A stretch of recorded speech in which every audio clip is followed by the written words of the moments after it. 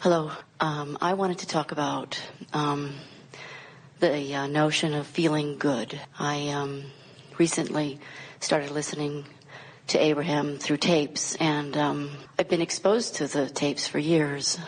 Friends have given them to me, and I never heard them until recently. And when I really heard the notion of feeling good, that it, that could be a goal, a primary goal, it completely amazed me. And so I just want to hear a little bit more about that for now. Well, it is amusing to us that it is such an astonishing revelation to so many of our physical friends that good feels good. Yeah. But we get how you get there. Yeah. In other words, we understand that you've been trained that you have to work hard and that nothing really wonderful ever comes to someone who doesn't really pay a price, and that there is such virtue in that determination and grit and all of that. But when you understand who you are and that you come from source energy, and that source energy never leaves you, is always there with a pulsing signal, and that the way you feel is in fact your indication of your alignment with your source. And as you reach for thoughts that feel good, in other words, somebody like a grandmother who loved you unconditionally and taught you the power of appreciation, gave you all of the tools that are necessary to live a wonderful life experience. So we understand how screwy it sounds when you've been part of an environment that has been conditionally or condition-oriented. When you begin to understand that you offer thought, which is vibration, and that law of attraction responds to that vibration, and then conditions actualize around that, as opposed to using your action to try to control conditions so that you can then have a feeling response, suddenly everything starts clicking into place. Yes. And the reason that we are so exhilarated about the words that Esther has found to demonstrate this knowing that we hold is because there is not a shred of evidence anywhere in the universe to the contrary of it. And when you catch on to the idea of it and you start looking for personal validation, before you know it, you can return to your empowered state of being.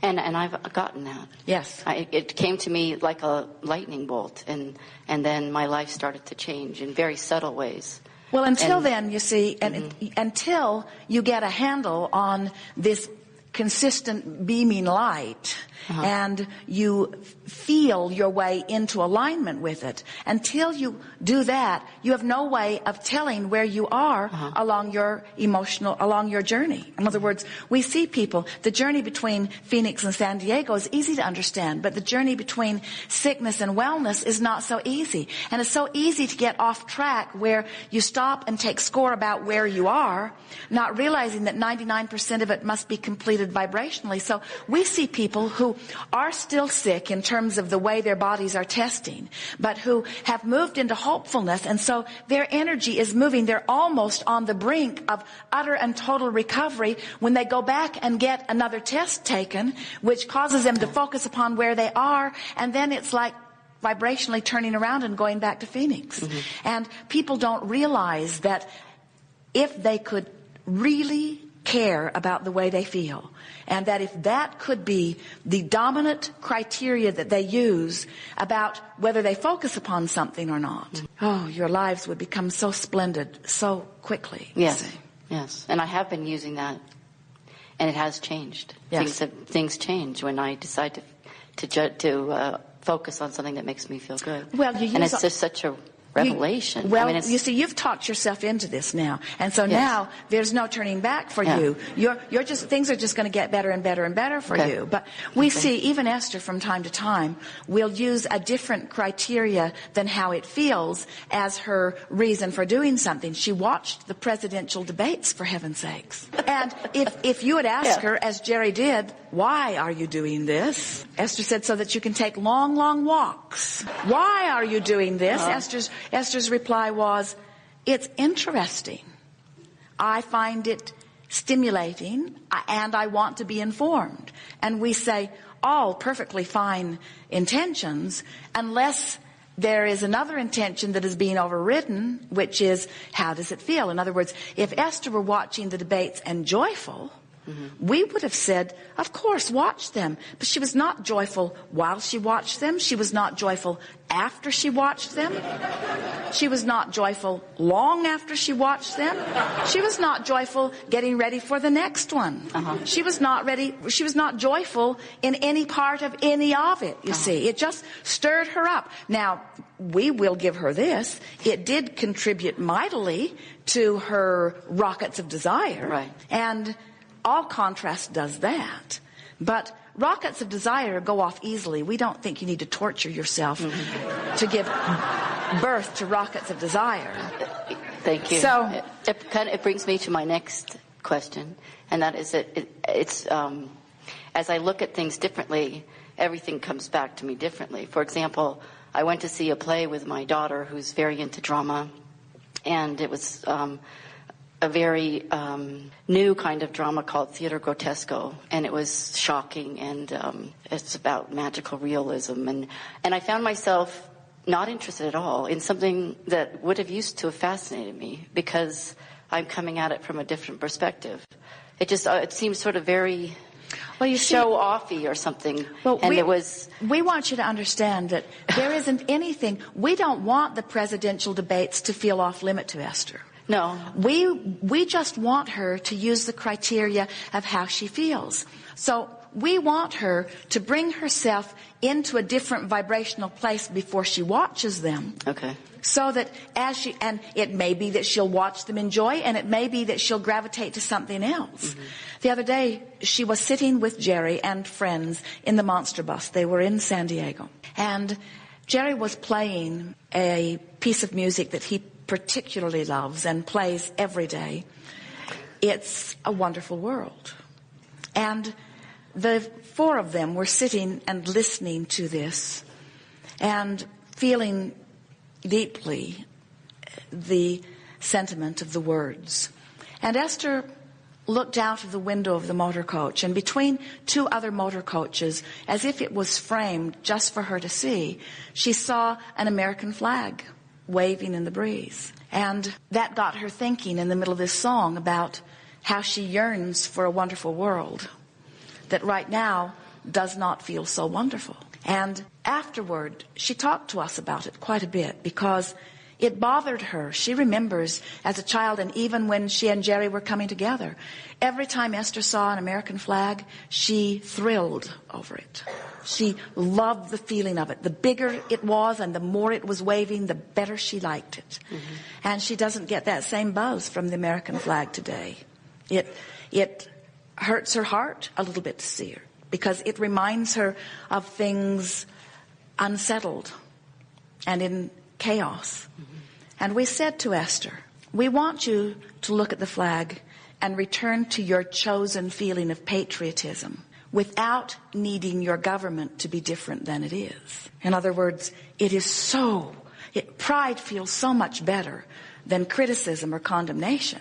But unconditional pride is like unconditional love. You do it because that's the signal that calls you, not because your object of attention necessarily deserves it. And that's the way all the rockets of desires that you've launched become an eventual reality, because somebody holds vibrational countenance and consistency with the dream.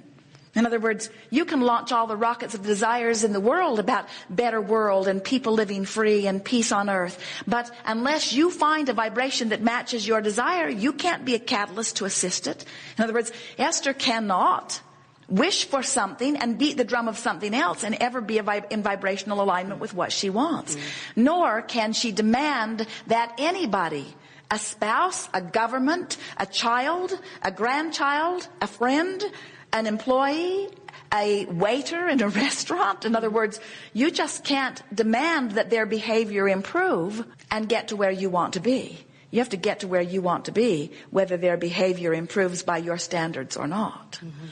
And then you are finally and utterly free, and then a major contributor to a better life on earth. I'm hearing what you're saying, and I think I'm just in a state of adjusting, because I'm looking at everything in such a new way.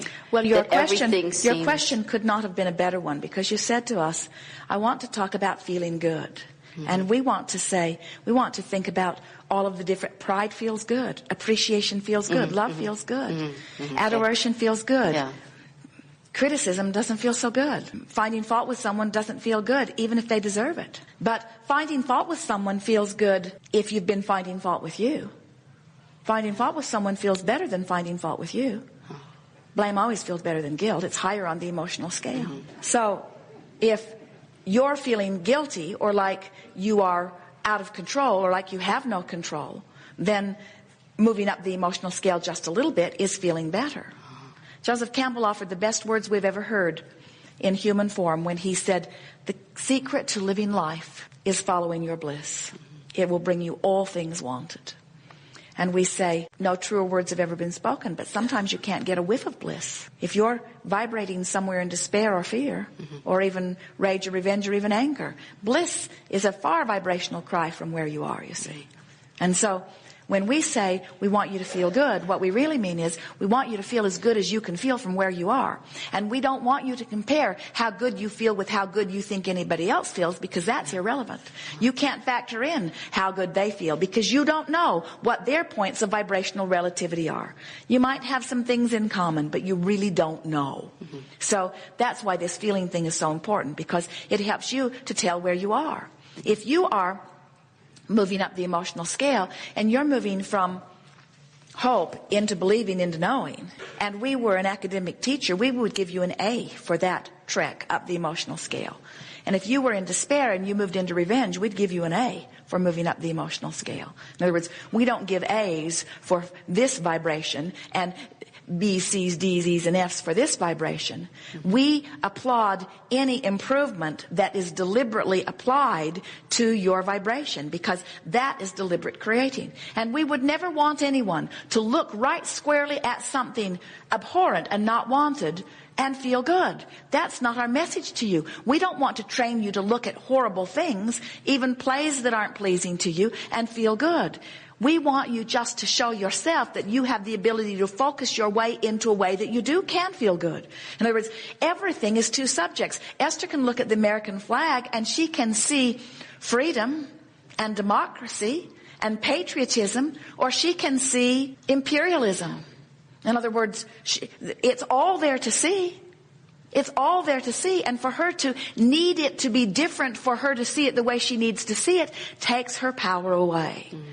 But when she discovers that she can look in anything, any segment of the population, any individual, any subject, even the presidential debates, and find something that she wants to see, she can find alignment. Okay.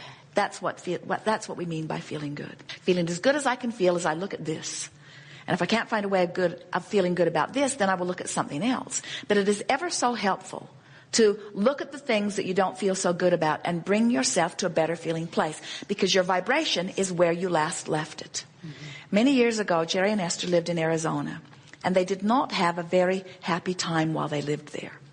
And one of the culminating factors was in traffic one day, after being in San Diego and driving back across the hot desert to Phoenix, with Esther complaining every mile of the way, why don't we live in San Diego? Why don't we live in San Diego? Why don't we live in San Diego? It is 1 o'clock in the morning. They're driving down a freeway, and the freeway is crawling at about 4 miles an hour. Typical, in Esther's view, of the way Arizona highways are handled. And Esther said, I hate this. We will leave some words out here, city. And at that moment, someone threw a boulder from an overpass, and it struck the side of their car and made a big hole in it. And both Jerry and Esther, once they met us and were recounting the story to us, said, Abraham, if that boulder had been just a few inches higher, it would have killed Esther. And we said, oh, she wasn't that bad. And what our point was is that Esther's vibration matched that. In other words, those kids were on that overpass in their rebellious, determined, in their feeling of revenge to get some of their power back. They were going to throw that boulder. And law of attraction picked the time. There was not a better vibrational match for that boulder anywhere on the freeway than Esther. Jerry was in there too. He had been listening to her all the way across the desert.